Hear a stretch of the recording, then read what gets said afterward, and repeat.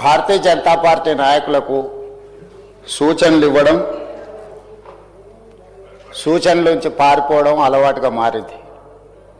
నేను మిత్రులు కామారెడ్డి ఎమ్మెల్యే గారికి నేను సూచన చేస్తున్నా. కాళేశ్వరం ప్రాజెక్టును ఏటీఎంగా మార్చుకున్నారు. కేసీఆర్ కుటుంబము వేల కోట్ల రూపాయల దోపిడీకి పాల్పడ్డది.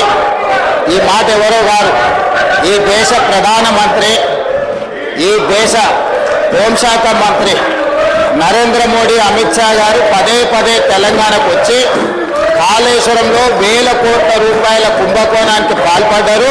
దీని మీద విచారణ జరగాలి అని వారు ఇక్కడ ప్రస్తావిస్తే కేంద్ర మంత్రివర్యులు కిషన్ రెడ్డి గారు, మాకు మీ వల్ల కాదు, మీరు కేసీఆర్కి జైల్లో పెట్టలేరు, మీరు ఈ కేసును సిబిఐకి బదిలీ చేయండి, 48 గంటల్లో కేసీఆర్ను, హరీష్ రావును, కేసీఆర్ కుటుంబాన్ని జైల్లో పెడతామని కిషన్ రెడ్డి గారు స్వయంగా కేంద్ర మంత్రిగా మాట్లాడారు.